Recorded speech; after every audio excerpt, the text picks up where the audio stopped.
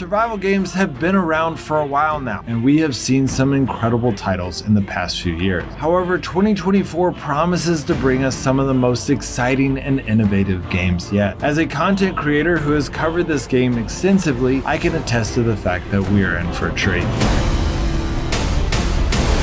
This video has always been a special one for me because I got my start back in 2017 covering the mobile game Last Day on Earth. Survival games have come a long way since then, so I am even more excited about giving you guys our list of the top 10 mobile survival games of 2024. The first game on our list is Frostpunk Beyond the Ice, the mobile port of the highly acclaimed city building survival game. Now, some of you express frustration that my videos include so many ports. Unfortunately, creating a unique mobile title is difficult for developers, and while lucrative, there's still a lot of competition to be seen, so most of them start with other platforms. So while I do prioritize unique mobile titles, they are rare, and many times the best we have to offer are the ports. Frostpunk is one of those ports, transporting players into a chilling post-apocalyptic world. This game presents a challenge as you navigate unforgiving conditions to ensure the survival of a dwindling population. In this game, you are one of the last survivors, tasked not only with securing your own existence, but also with the weighty responsibility of safeguarding others and maintaining crucial infrastructure in this desolate, snow-covered landscape. The game compels you to make tough decisions that not only impact your own fate, but also determine the survival and prosperity of your society. Frostpunk Beyond the Ice on mobile seeks to replicate the essence and charm of the original game, promising to deliver the same gripping experience while adapting it to the mobile gaming platform. The second game on our list is Ashfall, NetEase's post-apocalyptic shooter, and in typical NetEase fashion, instead of just making a Fallout mobile, thus incurring the wrath of Fallout fans, they are essentially making their own semi-unique mobile version of the game. The graphics and gameplay look awesome, and the game looks more and more like a AAA title, to the point that they've even hired the same music producer, Einon Zur, as that of Fallout. But more impressively, they've also hired Hans Zimmer, who is one of the most famous music directors in the entire music industry. Also, there aren't a lot of good post-apocalyptic games on the phone right now, meaning that this game will have its own niche in the gaming market. Fallout is a huge franchise, largely because it is the best of the post-apocalyptic genre, so if NetEase spares no expense in doing this with Ashfall, I have no doubt it will do amazing this year. The bonus game in this video is Onestate RP Open World Online. Set in Los Angeles, this free mobile online game offers the epitome of an open world online city. Choose a life of crime or choose to fight against it. Either way, you will be upgrading amazing cars and wrapped up in the excitement of the city as you join over 500 other players in a single map. Onestate RP is the world's first mobile game like this, of which the developers built from scratch, guaranteeing a unique experience. In Onestate RP, the possibilities are truly endless. You can engage in intense online battles, collaborate with friends, and shape your destiny in this evolving open world. Personally, I always find games like this so enticing because